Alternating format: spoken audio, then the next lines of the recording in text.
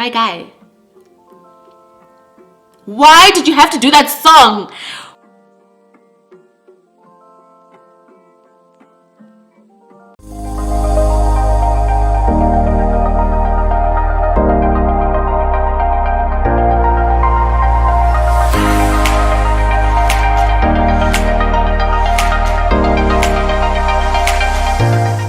Hello, hi everybody, welcome back to my channel. If you're new to my channel, thank you so much for tuning in, and please do not leave without pressing that subscription button and notification bell so that you get notified every time I upload a new video.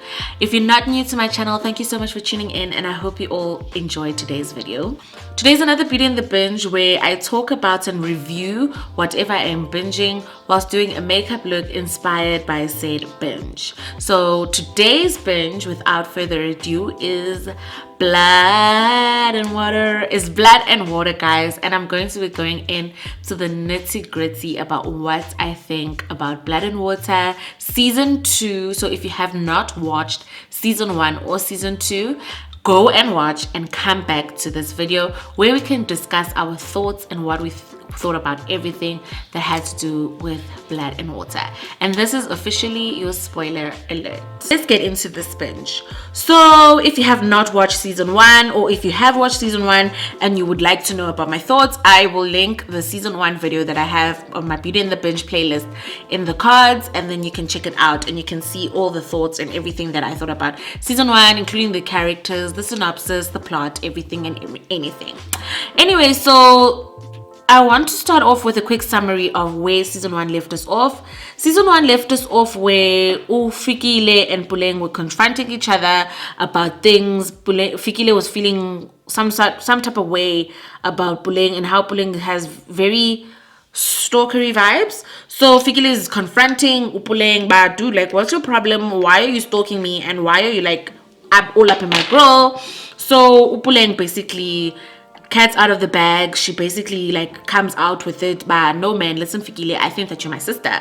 And that's where season 1 like leaves us off. It leaves us off with a cliffhanger where Fikile gets this news from Upuleng, but I think that you're my sister and you were abducted at birth when my mom just gave birth to you, and I seriously believe that you are Pume and you're not Fikile, and you're actually Pume Kumalo and not Fikile Pele.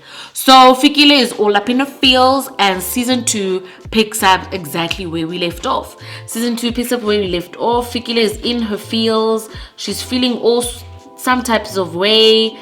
She's basically emotional about all of this, and within her emotions, her parents suggest that she tries counseling and in-school therapy. So she goes to the school counselor, who's gonna turn out to have a bigger role to play in this whole child trafficking drama. She has like a huge role to play, and it's still not explained by the end of season 2, but I think if it's a setup for season 3, it's kind of putting things into play, and it's trying to get us to the final story, because child, we want to know how everything turned out. Did Fikile's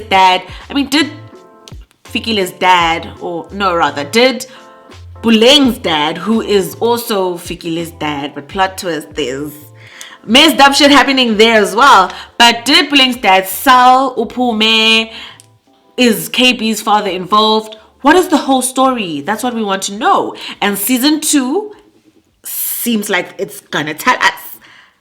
But plot twist, it kind of doesn't. And it's like, what if it doesn't get picked up for season 3? Is this what we have? But we are praying and we are hoping that the Netflix gods, people at Netflix, are seeing the success of Blood and Water, and they're going to give us season 3. But anyway, season 2 picks up where we left off, and Ufikile is now attending therapy with a new character who is the school counselor, who also turns out to be Umama, where Fikile in the season, because Fikile gets a new boyfriend, and we're introduced to these 2 new characters, which is Sam and his mom. I forgot his mom's name, but she swaps DNA tests. She does a whole lot of a mess. But Fikile is in her feels, and in these fields, she ends up getting a protection / restraining order against Upuleng because she's feeling very unsafe. She's feeling like Upuleng is just forcing matters and she's just making things like not nice, not enjoyable for Ufikile at school. So there's also the whole saga of how someone outed Fikile for having an affair with the teacher in the first season. So she thinks that it's Puleng, even though it wasn't Puleng. I think it was Wendy who did that. I'm not even sure anymore, but it wasn't Puleng who did that. But Fikile is just in her feels and she's feeling some types of way. So she decides, Ndobana, let me get a restraining order so that Puleng can just get out of my mind. But she can't get Puleng out of her mind. And in this counseling session, she's asking for advice. Should she take a DNA test? Should she believe whatever Puleng is saying about her? Because she's confused. She doesn't know what to do. So what should she do? And the counselor, this new school counselor, in season 2, this new school counselor Apiskolweni kind of advises her like do the DNA test, because basically she wants to set up the DNA test so that she can tamper with it so the results can come as Ufikile is not Puleng's sister. So season 2 takes us through those motions. But what's different about season 2 now is that it's not focusing solely on the story of Ufikile and Upuleng, and it's not focusing solely on the fact that Ufikile was stolen from her mother's arms as a baby. It has side stories and it has other stories that involve the other characters of the show. So we get a background of Ukris, we get a background of Reese, Wendy has some storyline as well, and we basically get an understanding of what everyone's role is in Fikile's life and in Puleng's life now. KB goes through some motions, so we have a whole lot of stories. But what I do not like about the fact that we have all these bunches of stories, what I do not understand is how do they gel with the main story. The synopsis of season 2 is literally all over the place. That's how I feel about it. I feel like it's all over the place. I'm not understanding, but how does it gel? How does the fact that resell drugs gel with the story? How does the fact that Chris's parents are never home gel with the story of Fikile and Puleng being sisters? Like, if I were to give a comparison in terms of Blood and Water, what my brother and I always say is that Blood and Water is like the South African Elite. If you have not watched Elite, you better check that out because that is a fire series. But anyway, what happens in Elite is that it's kind of like a murder mystery as well, even though this Blood and Water is not a murder mystery, but it's got like a mystery element to it. So Elite has exactly the same vibe, whereas it's a murder mystery. But in Elite, what happens is the motivation and every side story kind of gels into the main story. So for example, in season 1 of Elite, there's this girl who's get killed, but every side story that happens with other characters outside of this girl getting killed, it gives an understanding and a motivation as to why and whom the suspects can be who murdered this girl, because it kind of gels and it gives motivation as to why people acted some sort of way and how this girl came to dying. So that's the vibe that I wanted to get from Blood and Water, is like, what must we concentrate on? Because there are so many stories on the side, but we still got the interesting aspect of Ufikile being Puleng's sister, because Upuleng basically she becomes the police child because she's a detective all of a sudden, and she's just following her clues. Like, she's doing a way better job than what the police were doing, because basically the police do not care. So that's what season 2 is all about. Puleng detecting, Fikile dealing with the fact that Puleng could be her sister, and it's all about them navigating that space and Fikile trying to deal with it whilst all the other side dramas is still continuing. So what I felt in terms of this season is that it was just all over the place and it did not gel. We had a lot of stories and we just did not know where to focus because it wasn't gelling.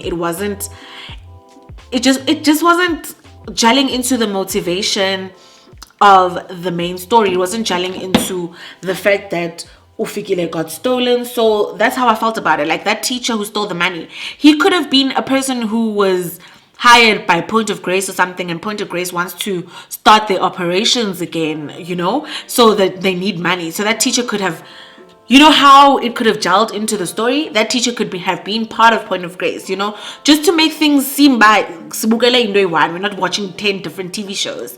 But anyway, that is basically season 2. Season 2 is Puleng and Fikile investigating, more Puleng than Fikile investigating this whole thing, and it's all about Fikile trying to get into grips, because Fikile's life is turned around. Imagine finding out that your mom is not really your mom. So she tries to get into grip, and she's going through this emotional turmoil, and that's basically the whole season. Now I want to get into the character breakdown, and I want to get into the characters and their development now that we have the story and now that we understand what season 2 is all about. The writers of the season, I don't know what was happening in their minds. Honestly, I have no idea. But all I know is that I kind of didn't like it. Let's start with Puleng, the main character. So Puleng is the main character from season 1. She's introduced as that girl who is trying to figure out that Ofikile could be her sister. Now, I understand Puleng's motivation. I understand her trying to prove this. I understand that she's just trying to make things better for her family, because all of this, it started from her family having a birthday party for her sister who's presumed dead, even though she's missing. So I understand her motivation. But why did she have to be such a horrible person in order to obtain her main goal? As a main character, Puleng was really unlikable. I did not like her at all. The last time I watched the main character that I was feeling very iffy about was Davy from Never Have I Ever. And Davy is a horrible person. Puleng and Davy are like in the same WhatsApp group.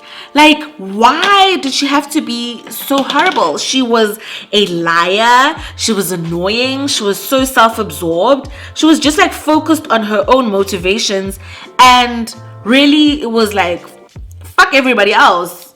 I've got my goals to achieve in terms of the investigation, so everyone else does not matter. That was basically Upuleng.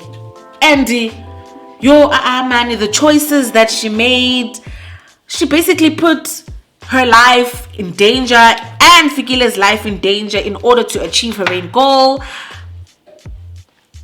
I didn't understand why. I really didn't get why Upuleng was made so unlikable. I did not like her. On top of it all, she was really not a great girlfriend as well. It was like, ay man, guys, motivation for about Fikile benjeyana, Upuleng benjeyana, and understandanga. She stole from her brother. Who steals your brother's money? How do you steal your brother's savings? Your younger brother's savings, not even your older brother, your younger brother, stealing from your brother just because you are motivated and you want to achieve this goal of yours. You're a thief, you're a liar, you're annoying, you're self-absorbed. There was absolutely no character development for Upuleng, like absolutely zero. Like, I don't know, the writers just made her so unlikable in my book. So I really didn't like Upuleng this season, and she was also not that great of a girlfriend. And there's the fact that she only started liking Wade because Wade was liking someone else. Just everything, man, everything in Upuleng. Guys, comment down below and tell me, what did you think about Puleng this season? Did you like her? Did you dislike her? Do you think she slapped? In my opinion, she didn't slap. So yeah, that's like Puleng. And that's what I thought about her. I think she didn't really have character development this season, and I wish the writers would just do something better about that, because she was really not a great human being. Like, honestly, she was not great. She was not great. As a character, I did not enjoy watching her. She just annoyed me. And all the decisions she was making, it was like she was making decisions as if there were no consequences. I don't want to get into the discourse of Puleng because I would get annoyed. I will this video can't be only about Puleng. Anyway, I want to move on to Ufikile. That's another character that annoyed me. I don't know what it is about these main characters who have this annoying thing. I feel like Ufikile, I don't know, man. Like, I know she was going through a lot, but she came off as whiny. Like, And yes, man, and it's also like she faded into the background. I don't think she had that much of a storyline, if I remember properly. Like most of the series, I don't know, man. It was just her hanging with her boyfriend and her trying to figure stuff out, like her overhearing her parents, overhearing her mom. She was very, very whiny and she was just sad all the time. And I don't know if it's maybe her acting, I don't know. But like, I didn't like her whininess. Like, she's a cool girl, she's a cool chick, but like, she was very whiny. And I understand you have to be sad, but like, not okoko man, like you are go man pin boy. Ingasuko pin boy and ebe very goey ufikile in this season. So I don't know, man. I think this season there was just something off. I don't know. I can't put my finger on it, but there was just something off this season. And then there was KB. My guy. Why did you have to do that song? Okay. Yo, okay, B. Do the sana. He was clingy AF. He was just insecure. I don't know what was happening. And it's not like Bling was kind of giving him a reason to be insecure, because Bling tried reassuring him. But yay, man, he was very insecure this season. I didn't understand what was happening. He didn't even take his 15 minutes of fame good. Like, sana. Wenza, a huge ass song. And also what I didn't like about what the writers did to KB is that KB didn't have any story, or like his character was just there as Buleng's love interest. There was nothing more to him except for being Buleng's boyfriend, of which there really wasn't that much story to KB other than being Buleng's boyfriend. And he was very annoying on top of it all as Buleng's boyfriend, because he was very insecure and was very clingy, and he was just feeling, he was also in his feels, man. And then there's also the fact that he started a fight and lost it. Like, that's loser energy. I'm sorry, I'm dumping you if you're gonna start a fight and then you're gonna lose it. Sorry, I'm not gonna have a boyfriend who lose the fight as Kalile. Like, what type of a loser are you for you to lose a fight that you started? So that was sad. That was sad to watch. That was really sad. I don't know. This season the characters weren't giving. They really weren't. Like, they were not giving. What do you guys think? Comment down below and tell me what you guys think. And then there's Wade. Wade, I like him. He was my favorite character. Okay, he wasn't my favorite, but he was one of my favorite. I like Wade. He's very self-aware. He knows what he wants, and he's not afraid to voice out what he wants or to voice out his feelings. I like his loyalty, and I like the fact that he called Upuleng out when Upuleng decided to nepotism her way to a law internship because she wanted to investigate. I like the fact that Wade called her out and was like, dude, like, you knew my girlfriend wanted that, and you knew that like she needed that for college and you're for university and stuff because she wants to do law. You're not even interested in law, but because you are very much you just think about yourself, you took this opportunity from someone else because of your selfish reasons. And I'm sure there's definitely different ways in which you could have achieved your goal, or you could have gotten your information that you needed outside of taking this internship. And I'm actually very glad that Wade called her out. He's actually quite a cool guy. He's a cool BF, and he's also like a cool friend. Like, I actually liked Wade as a character, and I think that there's so much more to him that should be shown and we should be given in the story. So that was Wade. Then we had Chris. I don't know. Chris was cool. I think Chris was an asshole at first, but he's very loyal and he's very like, I have my friend's bags. He's got that vibe to him. So I think in terms of character development, he was cool. He became nice. He became nicer to Wendy because he was kind of a bully to Wendy. And he became nicer to Wendy. They even kind of had a thing. I actually kind of like that. I ship Wendy and Chris. I ship Wendy and Chris more than Chris's throuple. I don't know what was happening there. They had a throuple that kind of ended. And then Uzama became friends or dated the other guy. I don't know what was happening there. But Chris had in terms of Chris' character development, he kind of did have character development in the season, and we also got to meet his parents, where his parents were actually parents who aren't those parents who aren't really involved in the kids' lives. Like, they're always on holiday, they're always going out. So we understand also why Chris is so into his friendships, especially with his friendship with Fikile, because he doesn't have any other people except for his friends. So his friends basically became his family. So I think that in terms of Chris's development, yeah, I think that was cute. Nothing that special, really. I don't know. Uzama, who is Puleng's best friend, I really don't have much to say about her. She was just there as a side character. She doesn't have a story outside of being Zama's best friend and also Chris's fling or whatever. So I don't have much to say about her. Then Reese, we got to know a little bit more about Reese. I actually liked Reese's story in the series, because we got to understand as to why she's the way that she is, why she also sells drugs, because her mother, I think, suffers from mental illness. I think her mother suffers from bipolar disorder, so that's why Reese sells drugs, because she wants to take her mother to a mental health hospital. So Reese, we got an understanding of who she is, and I think I liked her. She was a cool person in the story. She didn't really have much of a role to play in Fikile and Buleng, but Reese is cool, and I think we got to know more of her in the season, because in the first season she's very much in the background. There's no real focus on her, so we got some focus on her as well. And then last character I want to talk about is Wendy. Loved Wendy this season.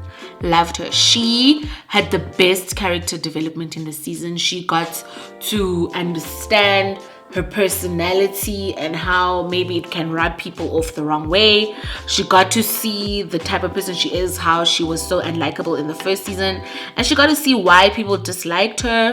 So I think she got really much great character development, because she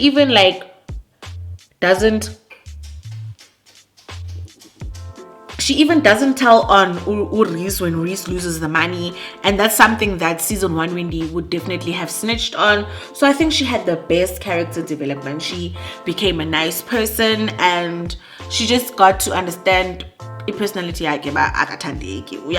little bit. So I think she saw that, and I kind of ship her and Chris. I like her and Chris. I saw her and Chris coming, and I liked that storyline, and I think they should develop that into something bigger, something more. Like, I definitely enjoyed Wendy's character development. I think she had the best character development. And then I want to go into Sam. Actually, Wendy's not the last person. I want to go into Sam.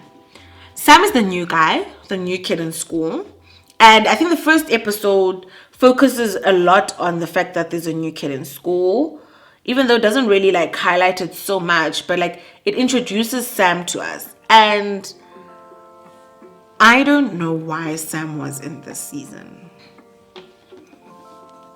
I said it. He was just like KB. He just became Fikile, and that was it. Okay, he also kind of explained some bit of plot lines in terms of his mother framing Upuleng and making it seem like Upuleng is the one who was taking drugs and stuff like that. He kind of fills the plot holes. But that can't be the only reason you're in a series. I mean, that doesn't make sense. And that's basically it. Yena, he basically explains involvement, and he doesn't even explain it to the characters. He explains it to the audience who's watching. That's it. Because by the end of the season, him and his mom basically go into witness protection, because his mom is a witness in the whole case. If you watch it, you'll see it. But that can't be your only story, dude. That can't be the only reason you're on a TV show, to be a love interest and to fill in plot holes and not even fill it to to the characters in the story just to fill it for the audience. So I really didn't understand why Sam was introduced into the story. But those are the characters, guys. Those are the characters in the story of season 2 and what I feel about the character development. Do you agree with me? Do you disagree with me? Comment down below. Let's have a conversation. Let's talk about this, because I feel like Blood and Water was season 1. It was really a good series, especially for South African series. It was good, and Netflix brought a story. It was an original story. Netflix brought us something to talk about, something to be excited about as South Africans. I was very excited for the season. It's a pity I was disappointed. It's really sad. I'm feeling very sad about it. I'm very emotional. I after I watched it, I was like, is that it? Really? We waited over a year for this. Now I want to get into my final thoughts about Blood and Water season 2. Let's start with what I disliked about the series. I disliked how it was really slow-paced. I did not like the fact that it was slow-paced. It was so slow-paced. We could have introduced the villain. We could have gotten an understanding of what happened. We really want to know how everything happened, and we could have gotten that in this season where we're given the opportunity. But we weren't. It was slow-paced. It was more investigative. It was more trying to get Ufikile on the same page. I think that this season focused very much on Fikile trying to get on the same page as Upuleng in terms of who she is and her DNA and everything. And it was too much set up for the new villain who's joining the story, and it was very slow paced. I also didn't like the fact that there was no cohesiveness at all when it came to the story and everyone else's stories. Like, the story wasn't gelling together with everyone else's storyline. Everyone else's storyline was not mixing with the main plot, with the main synopsis, with what we hear about. We are here about we hear about the stolen child, and we're not getting that story. And lastly, what I did not like about the series is the music. Again. Oh, Lord. Again. A fucking again. Nothing new, nothing changed, same old shit. Same old fuck. Season 1 had the same problem. The music. How is it Ufikile is in a therapy session and she's going through the most, but in the background, how is that possible? But in the background,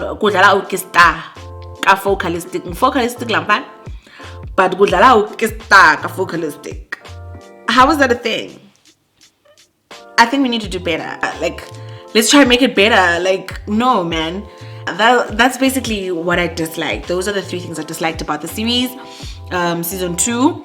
What I liked about season 2 is the fact that we got more story on the other characters. We got a background, like we understood where Reese's story was coming from. We also got an idea about Chris's family and how it's never present. And I also actually like the fact that they introduced more people into the actual plot, how the counselor is involved, and also how we get introduced to this new villain who's basically the head of everything and who's basically the person who was actually in charge, I think, of Point of Grace. So I actually like that, and I actually like that the story is now getting interesting. It could have been more interesting faster, but I actually like the fact that it was getting interesting and we got more stories on the other characters. Those are the kind of things that I liked about the season, and I actually kind of did like this season, even though it was kind of disappointing. And I also want to get into quickly the Twitter commentary about how things were not realistic in Blood and Water, how it's not really realism, and are they really rich kids in South Africa. So to say that, first of all, this is a TV show. Let's start there. This is a TV show. So realism, I'm not watching TV to watch realism. I'm living real life. I'm living real life, and it's not that grand. So I don't need to see that on what I'm watching as well. So I understand we want realism, but really, guys, it's a TV show. And also, in terms of rich kids, in South Africa, in these schools, they are rich kids. They are in Cape Town. Let's start there. They're in Cape Town. So they're definitely rich kids. So I'm sure a kid calling their friend and borrowing 35K is not something that is foreign in rich kid territory. Now it's foreign in my territory because my tax bracket doesn't say I can just willy-nilly give my friends 35K. But in rich kid territory, that's probably not such a foreign concept. So I feel like looking for realism in TV shows, I don't think that's where we're at. I really do not believe that we should be looking for realism in TV shows. But honestly, each to his own. For my final thoughts on Blood and Water, I really think it was okay. I preferred the first season. I enjoyed the first season better. The second season wasn't so bad. It really wasn't so bad. But I think that the first season was a much better story. It was a much better plot line. And it had much better storytelling than season 2. Because I feel like season 2 kind of like... don't know how to explain it.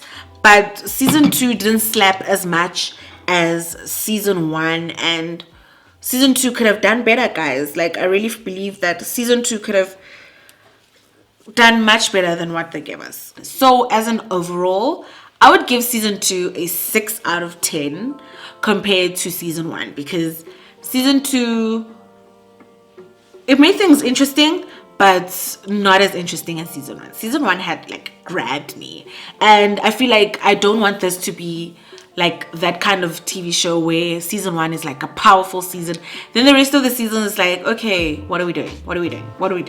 So I feel like I was kind of disappointed, but I did enjoy watching it. Am I still gonna watch season 3 when it comes out? Definitely. I'm very much interested in Fikile and Puleng's story. I want to know how this ends, and I want to know how everything happened. I really think that we need flashbacks. We need more. We need more when it comes to the plot. But I was kind of disappointed this season. But on my final thoughts, I would give it a 6 out of 10. I would say it is kind of binge worthy. You can finish it in a day if you like, if you want to. So I would definitely think that it's something that you should be checking out. You should be watching. You should be finishing it off. Because, you know, when it comes to opinions, we're kind of different. So comment down below what you guys thought. But otherwise, guys, I am done with this look for this Beauty and the Binge. This is the look that I'm giving you guys. I am giving liner. I'm giving blue and purple and pink because that is the theme of Blood and Water. In all their posters and all their PR things, it gives blue and purple, like that magenta and blue mix vibe. It's giving that. So this is my look. So that's my Beauty and the Binge, guys. Thank you so much for watching. Please don't forget to like this video. Comment down below your thoughts on Blood and Water. What did you think? What do you think about my comments on Blood and Water? Do you agree with me? Do you disagree with me? Let's have a discourse. Let's have a discussion. Let's talk about this child. And don't forget to tune in next time and subscribe. Thank you so much, guys, for tuning into my Blood and Water Beauty and the Binge. And ciao.